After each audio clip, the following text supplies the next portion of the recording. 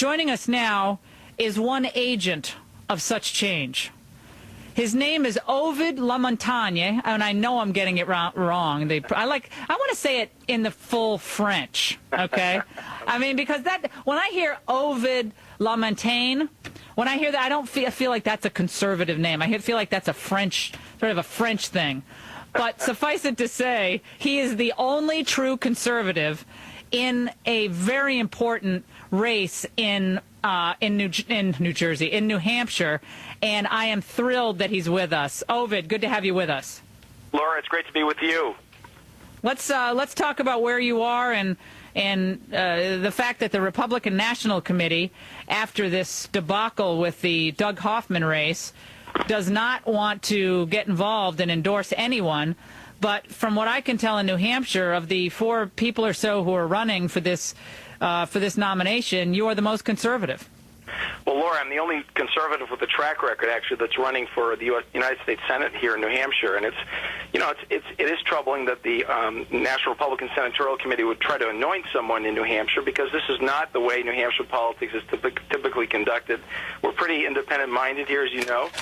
New Hampshire voters will speak their mind and make a selection in the Republican primary of who they think authentically believes and will do what they say in terms of conservative values. And I'm the only candidate who has that track record.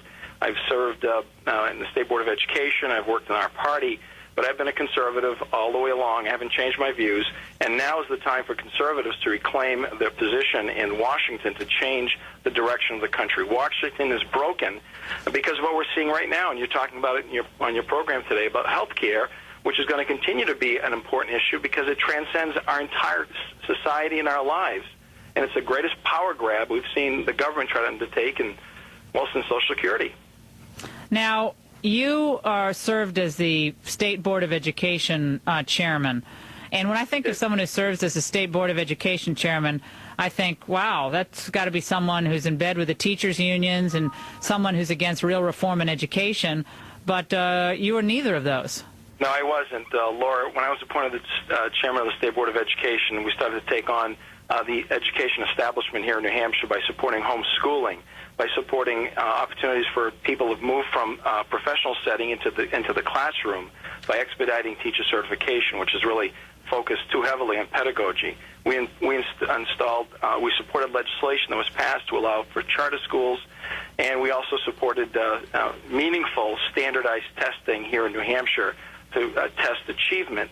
We also opposed Goals 2000, where we were the only state in the union in 1996 that said no to the federal government's power grab of elementary and secondary education, and that continues. And so, all along, I think we stood for on the right side of the issue of education. It's still an important issue, but it's a state and local issue. It's not a federal issue, and that's important, I think, for people to understand around the country that conservatism means we believe in the local people and the ability of the states and locally elected officials to oversee domestic policy that really belongs at the state and local level. Why is it that we go to Washington to solve problems? Washington is the wrong place to be solving problems, and Washington has demonstrated that time and time again. Now, I love the fact that you were also a social studies teacher, and you clerked on the federal appellate court. Is that, or you on the 10th Circuit?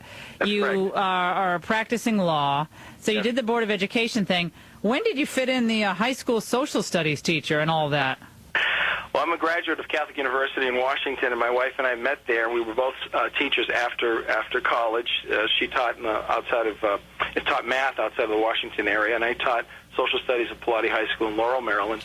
Then we ended up going to Wyoming. My teacher at high school here in Manchester became the principal out there, and I taught social studies out there. And then I went to law school because largely it was first of all, it was a first-rate school, but it was very cheap. It was $750 a year.